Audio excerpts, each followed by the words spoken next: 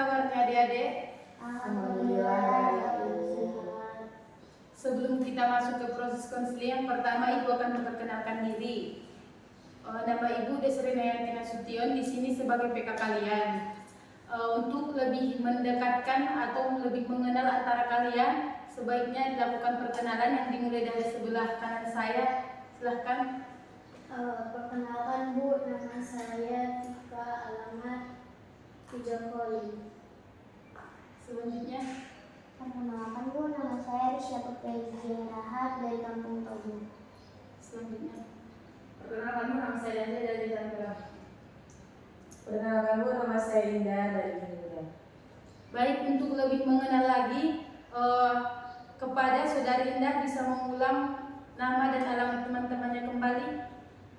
Baiklah, di samping saya ada saudari Danja dari Jalan Kenanga. Di depannya ada saudari Risya dari Kampung Tobu. Di sampingnya ada saudari Tika dari Pijar Koling. Di samping saudari Tika dari UPK. Selanjutnya.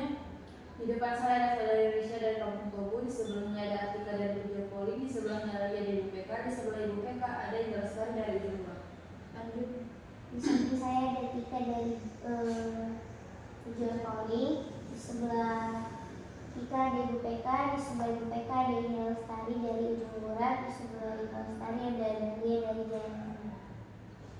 Lanjut. Di samping saya ada Risya dari Kampung Tobu. Di depan Risya ada Dahlia dari Jalan Kenanga, di samping Dahlia ada Indah dari Ujung Murat, di samping Indah ada Ibu. Baik, terima kasih sudah mau memperkenalkan diri dan mengulang nama-nama dari temannya. Selanjutnya, sebelum masuk ke sesi konseling, pertama-tama Ibu akan menjelaskan apa itu konseling kelompok. Konseling kelompok itu adalah pemberian bantuan yang dilakukan seorang konselor kepada beberapa individu atau sekelompok individu yang memiliki tujuan yang sama untuk menyelesaikan masalah yang dihadapi. Di dalam konseling itu ada beberapa asas yang diterapkan. Yang pertama yaitu asas kerahasiaan. Jadi masalah atau semua yang adik-adik ceritakan di sini akan tetap tidak akan bocor kepada siapapun. Dan yang kedua itu ada asas kesukarelaan. Sebelumnya Ibu bertanya, apakah adik-adik datang ke sini secara sukarela? Baik. Yang ketiga yaitu ada asas keterbukaan. Asas keterbukaan ini adalah Ibu harap adik-adik semua bisa terbuka untuk menceritakan masalah yang dihadapi. Selanjutnya kita masuk ke sesi kontrak. Kalau Ibu boleh tanya, kita mau melaksanakan konseling ini untuk berapa kali pertemuan, berapa lama, dan di hari apa? Silakan Saudari Risya. Menurut saya Bu, pertemuannya sekali saja, hari ini saja. Oke, apakah adik-adik semua setuju? Setuju. Kalau untuk waktunya mau berapa lama? 30 menit aja Bu, setengah jam. Oke.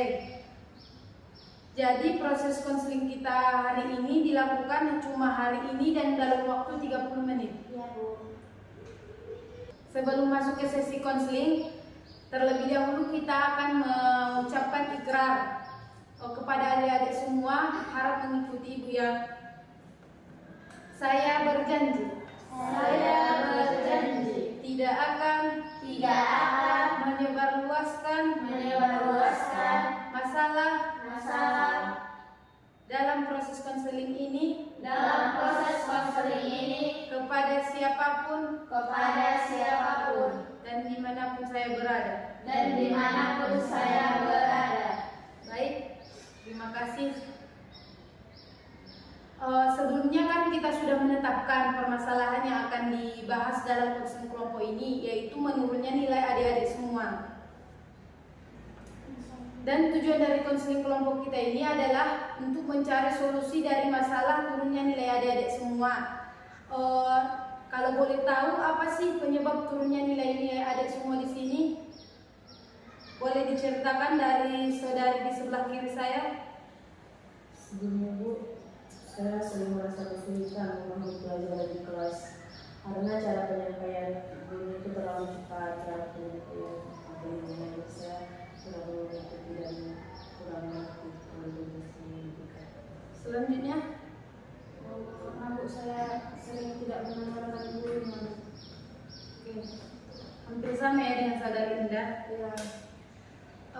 Selanjutnya Saudari Risya. Kalau saya Bu, saya di rumah ini masalah tidur di rumah. Jadi saya sulit fokus dalam pelajaran ini. Selanjutnya Saya Bu, saya mengalami masalah kayak manajemen waktu Bu. Jadi saya tidak bisa untuk fokus dalam pelajaran.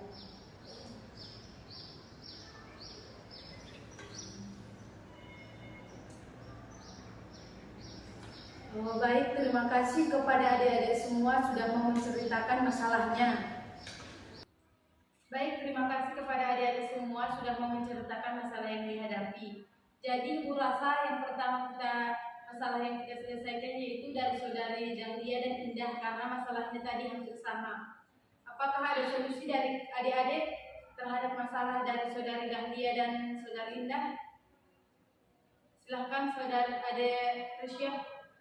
Baik, terima kasih. Kalau menurut saya, karena saudari Dahlia dan Indah masalahnya tidak bisa fokus terhadap mata pelajaran yang sudah dijelaskan oleh dosennya, ada baiknya bisa meminta catatan dari teman sekelasnya ataupun minta dijelaskan kembali oleh temannya untuk mengetahui mata pelajaran yang dijelaskan itu seperti apa intinya. Mungkin cukup sekian dari saya. Baik, Saudari Artika, apakah ada yang diberikan solusi? Mungkin kalau menurut saya Bu, mungkin bisa memperbanyak untuk minum air Bu, untuk mau atau enggak berolahraga untuk meningkatkan daya pikir. Oke, terima kasih. Baik, jadi Ibu setuju dengan apa yang dibilang Adik Risya dan Adik Artika ini bahwa Adik Dahlia dan Indah itu harus misalnya kalau memang nggak paham terhadap pelajaran yang dijelaskan oleh gurunya, dosennya, bisa bertanya kepada temannya atau mungkin minta dosennya untuk menjelaskan kembali apa inti dari pelajaran tersebut. Dan mungkin untuk nilainya agar tetap bisa lebih baik lagi, mungkin Adik Indah, Adik Dahlia bisa belajar lebih teratur di rumah seperti meluangkan waktu setiap malam 2 jam minimal untuk belajar agar setiap tugas atau pembelajaran yang akan datang bisa adik-adik pahami dan agar nilai-nilainya lebih baik lagi. Nah, di saat sudah mau masuk UAS seperti itu kan, adik lebih banyak belajar seperti biar ujiannya nanti dapat diselesaikan dengan baik dan dapat nilai yang bagus.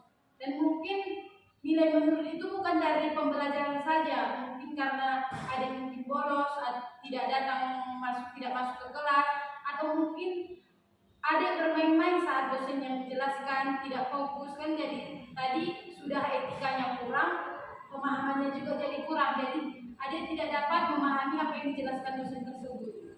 Jadi kurasa seperti itu. Selanjutnya kita masuk ke permasalahan Adik Risya, di mana tadi masalahnya masalah keluarga yang menyebabkan adik kurang fokus terhadap pembelajaran. Apakah ada solusi dari adik-adik sekalian? Baik, kepada Saudari Dahlia saya persilahkan. Baiklah, terima kasih kepada Ibu. Di sini kalau menurut saya solusi untuk Rica karena ada permasalahan di keluarga jadi tidak fokus dalam belajar di rumah. Lebih baik tidak terlalu. Kalau dibilang jangan dipikirkan, kita sebagai seorang anak tidak mungkin tidak memikirkan apalagi anak pertama. Cuma kita harus mengingat juga kita mempunyai masa depan, tidak hanya stuck di situ saja. Itulah permasalahan orang tua kita. Bagaimana kita ke depan itu adalah di tangan kita. Baiklah, cukup sekian. Baik, terima kasih. Apakah ada dari adik-adik yang lain? Baik, di sini Ibu setuju dengan apa yang dijelaskan dari Saudari Dahlia bahwasanya kalau misalnya memang ada masalah dalam keluarga, adik jangan gara-gara itu jadi tidak fokus untuk belajar. Justru misalnya jadi tidak fokus untuk belajar.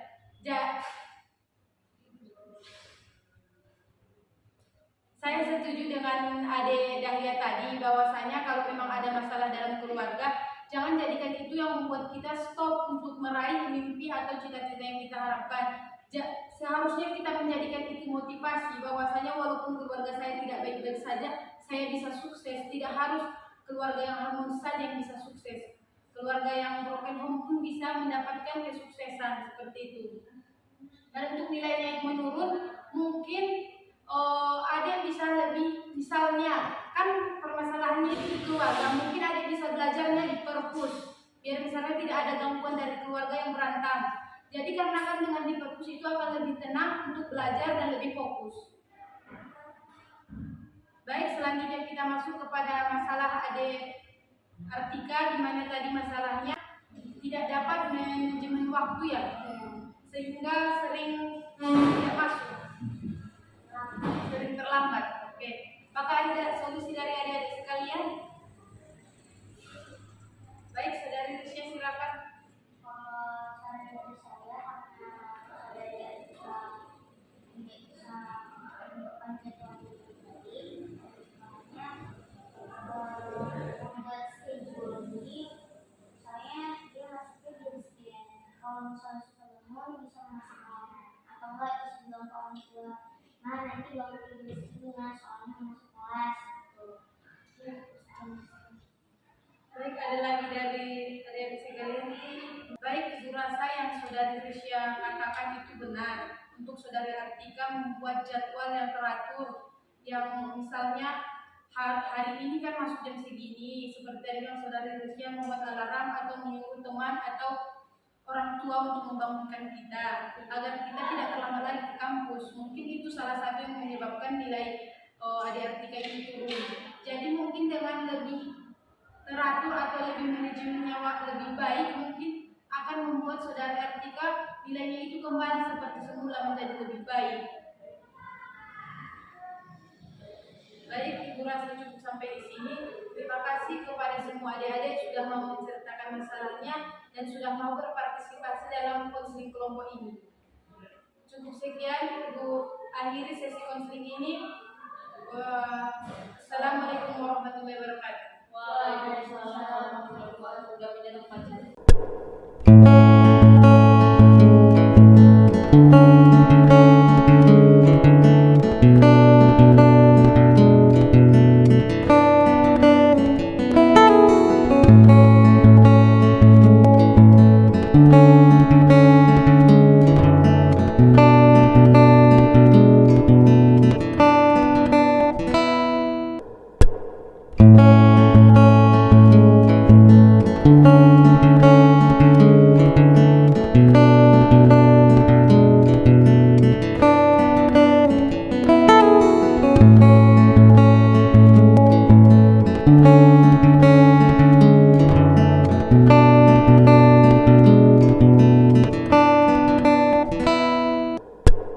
you.